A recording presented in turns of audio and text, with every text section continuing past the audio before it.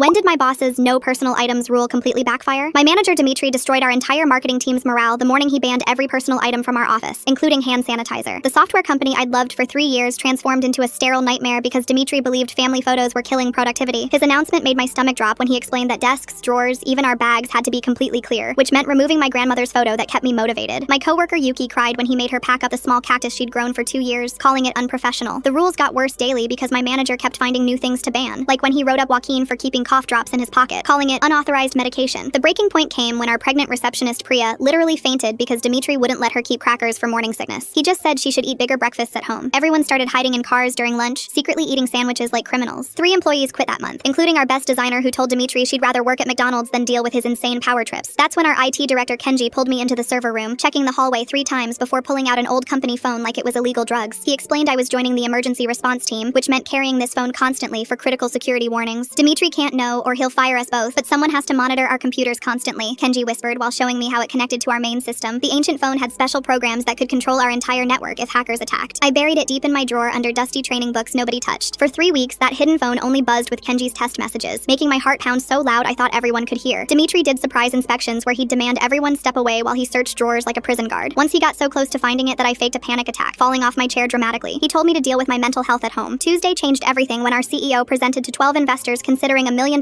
contract, our biggest deal ever. I was working when error messages exploded across my screen, the terrifying kind, meaning our network was dying. The main IT team was in Seattle, leaving just me and 2 junior workers without passwords to fix anything serious. Through glass walls, I watched the CEO's presentation glitch horribly while investors looked furious. My hidden phone vibrated so violently that papers moved on my desk. When I peeked, the screen showed 23 blood-red warnings screaming that hackers were destroying our computers. Dimitri stood behind my chair like a dictator, watching the presentation crash without understanding anything. The CEO's slides vanished, replaced by errors that made investors stand to leave. Our biggest client was walking out while computers melted down, and my manager complained about someone's coffee cup 3 desks away. I knew grabbing the phone meant breaking his biggest rule, but $1 million was walking out that door. My hand shot into the drawer and grabbed the phone like my life depended on it. I typed frantically while Dimitri lost his mind, screaming so loud that other floors heard him. The phone showed hackers bombarding our computers with millions of fake requests. I switched everything to backup systems while he grabbed my shoulder hard enough to bruise, screaming, "You're so fired!" I shoved him away and kept typing because investors were at the door. Within 45 seconds, I restored the presentation just as our CEO was desperately apologizing. My manager was still screaming when the CEO burst out, face purple with rage, demanding explanations. Kenji finally appeared and explained how I'd saved the company using the emergency phone Dimitri's psychotic policies had banned. The lead investor turned to him with pure disgust, asking if clean desks mattered more than $1 million. Dimitri tried explaining his theories, but the CEO cut him off with 4 beautiful words: "Clear out your desk." Security escorted him out 20 minutes later. The next morning's email said personal items were now mandatory to make the office human again. My desk has my grandmother's photo back where it belongs, right next to that old phone that saved our company from Dimitri's insanity.